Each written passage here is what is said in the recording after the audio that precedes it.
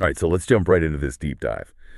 Today we're looking at The Four Agreements by Don Miguel Ruiz. Okay. You know, trying to see if this is a book that is even worth your time. And we've got a bunch of sources to help us with this. Yeah. We've got a pretty skeptical book review. We have some potential video review instructions.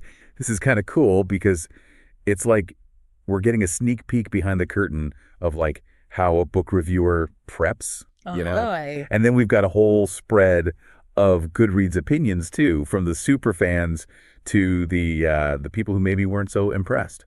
And to kind of cut to the chase right off the bat, I think The Four Agreements definitely has some interesting ideas about, personal growth and stuff. Yeah. But the way it's written, it's pretty simple. It can feel a bit repetitive, so it might not, resonate with everybody. So it really depends on what you're looking for in a book, whether you'll get something out of it or not. Yeah. It's true. Some books are like those instant classics that everybody loves, and others are a little more, like niche, or you have to kind of be in the mood for them. Exactly.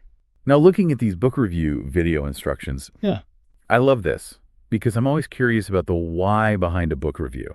Like, why'd you even pick this book up in the first place?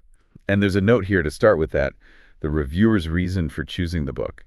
Yeah, and in this case, it seems like our reviewer, Carmen, was basically drawn in by how popular the book is, right? Like, it's been on the New York Times bestseller list for over a decade, so that's got to pique your interest, right? But then Totally. But it sounds like when she actually got into reading it, maybe it wasn't quite what she expected. I mean, a decade on the bestseller list makes it seem like a sure thing, So what happened? What went wrong? Well, based on her review, it sounds like she thought the tone was a bit too forceful, Like Ruiz is laying down the law without really leaving much room for, different perspectives. Oh, okay. So it was maybe more dogmatic than she was hoping for. Yeah, exactly. And she also felt like the ideas were just too simplified. Okay. Not really exploring the nuances. Yeah. So maybe not as groundbreaking as the hype might have suggested. Right. But still, a decade. Yeah. That's saying something, right? Can you give me an example of, like, what she found problematic content-wise? Well, there was one thing that really stood out to her, and that was what he said about cancer. Basically, that if you believe you'll get it, then you will within a year. Oh, wow. And she found that pretty irresponsible, especially because he doesn't, back it up with any scientific evidence. Yeah, I could see how that would be a red flag. Right. It's one thing to talk about, like, positive thinking, but then to tie that directly to a serious illness like that is... It's a whole other level. Yeah, it's a big jump. Exactly. And while, our mental and physical health are definitely connected. Of course. It's way more complex than, the way he presented it. Right. It can't just be boiled down to, like, think it and it'll happen. Exactly. So I think before we even get into whether this book is worth the read or not, can we break down what these four agreements actually are? Like, what are we even talking about here? Sure. So basically, they're like these four principles, like guidelines for living that he pulls from ancient Toltec wisdom. Okay. And Ruiz says that they're like the key to personal freedom, right? And in a nutshell, they are: be impeccable with your word, don't take anything personally, don't make assumptions, and always do your best. Okay. Yeah. I mean, on the surface, those sound pretty solid, right? Right. Like pretty good advice just for life in general. Yeah. But I'm already noticing some skepticism from our Goodreads reviewers. Oh, yeah. Yeah. Jessica, Pompous Trek, 2021 audiobook favorites.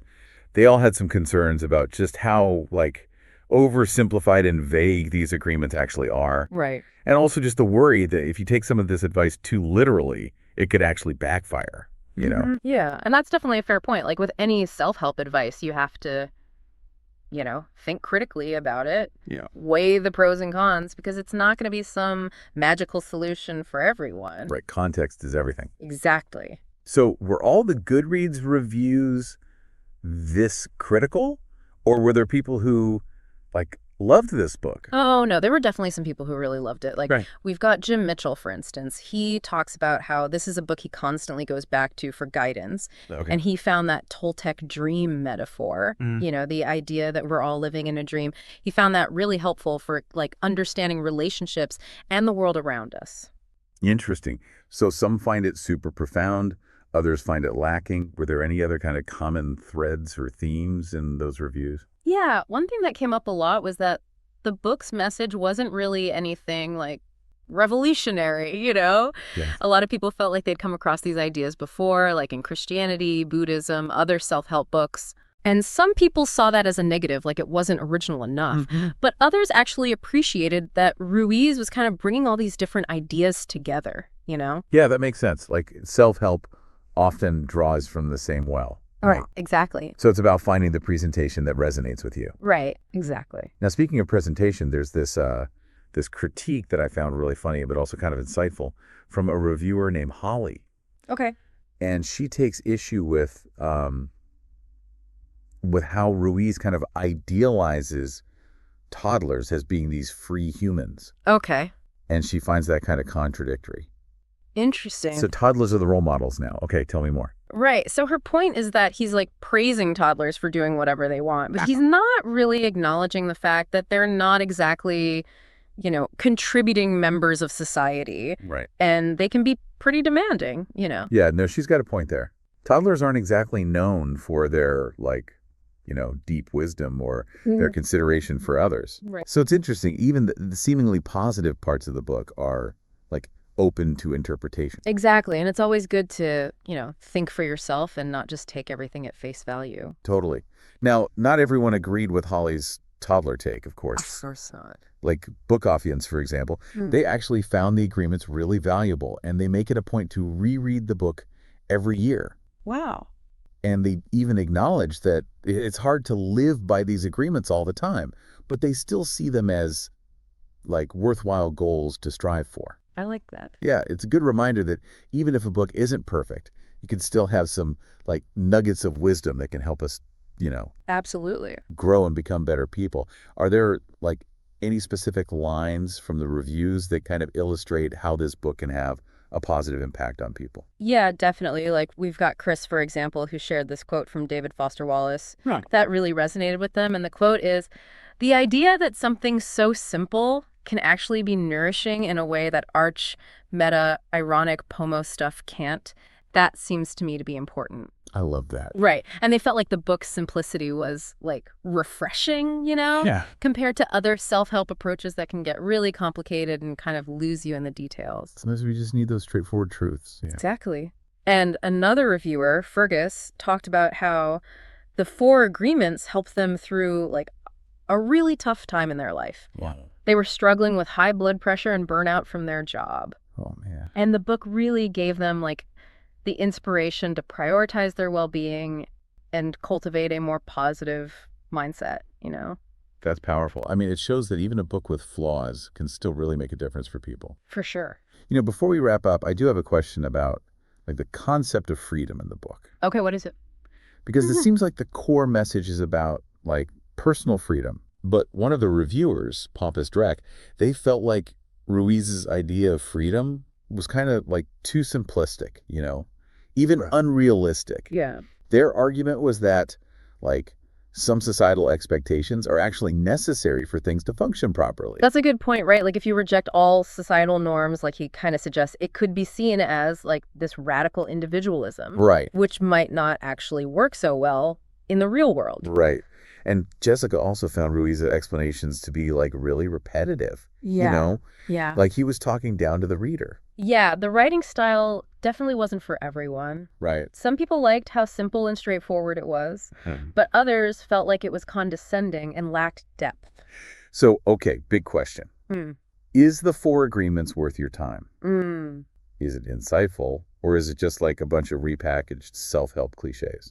Honestly, I think it's a bit of both. Okay. Like, I think the strength of the book is that it takes these complex philosophical ideas and makes them really easy to understand, you know? And the 4 agreements, even though they might not be totally new ideas, can serve as, like, helpful reminders for living a more intentional life. But what about, like, all the mystical language and some of those, you know, questionable claims? Yeah. Do those hurt the book's message at all?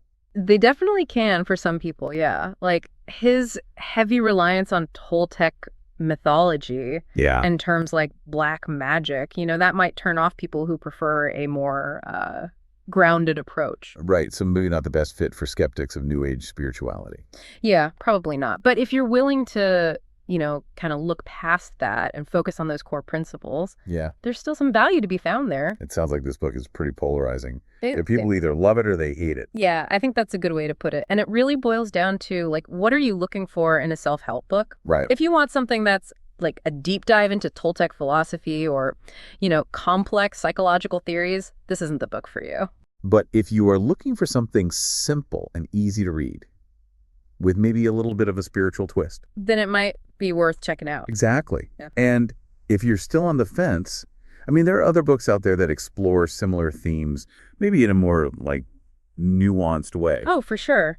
Like, Carmen actually mentioned a couple in her review. Oh, right. What were those? She recommended The Dark Side of the Four Agreements by Bobby Wood. Okay. And Revisiting the Four Agreements, Maybe You Should Take It Personally by Helene Belland. Okay. And those books offer a more, critical perspective on Ruiz's work, which might be interesting for those who, found the Four Agreements a bit too simplistic. Good to know. I always appreciate having different viewpoints. Right. What about you? Are there any other books that you would recommend on, personal freedom and self-discovery? Yeah, if you're interested in, the more philosophical side of things, you might enjoy exploring Buddhist teachings on mindfulness and non-attachment. Okay. Books like The Power of Now by Eckhart Tolle and Wherever You Go, There You Are by Jon Kabat-Zinn.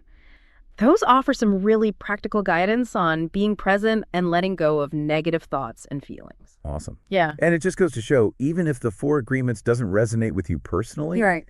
it can still be a good jumping off point for exploring other ideas that might be a better fit. Absolutely. I mean, it's all about finding what works for you on your own personal journey, right? So true. Okay, we've covered a lot of ground today. We have. The book's concepts, the good, the bad, and even some alternative options. Right. But what's the final verdict? I mean, it really depends. If you're looking for a quick read, something with simple principles for self-reflection, it could be a good choice. Okay. But if you're hoping for something deeply insightful or groundbreaking, you might be a little disappointed. So it's ultimately up to you, the reader, to decide, right? Yeah. But hopefully this deep dive gave you enough information to, make that decision. And if nothing else, at least it sparks some interesting conversation, right? Yeah, about self-help, belief, and the search for personal freedom. Exactly. And that's what a good deep dive is all about. I agree. So let us know in the comments what you thought. Did the Four Agreements hit the mark for you? Yeah, we want to hear your take. Or did you find yourself, siding with some of the criticisms that we talked about today? And if you're curious about the ideas but not quite sold on the book itself, maybe check out some of those alternative perspectives we mentioned. Right, like The Dark Side of the Four Agreements? Yeah, that could be a good one. Or you could even branch out and explore similar concepts from different philosophical traditions, like Buddhism, for example. That's a great idea. It's all about keeping that deep dive going. Exactly. So check out the books we recommended, see where they lead you. Happy reading. And hey, even if none of these books end up being your cup of tea, at least this deep dive got you thinking about these concepts, right? Exactly. And that's the whole point, isn't it? Totally. So tell us in the comments, did the Four Agreements work for you, or did some of those critiques we talked about resonate with you? Yeah, we'd love to hear your take. Absolutely. And that's it for today's deep dive on the Four Agreements. Keep those comments coming, and we'll catch you in the next one. See ya!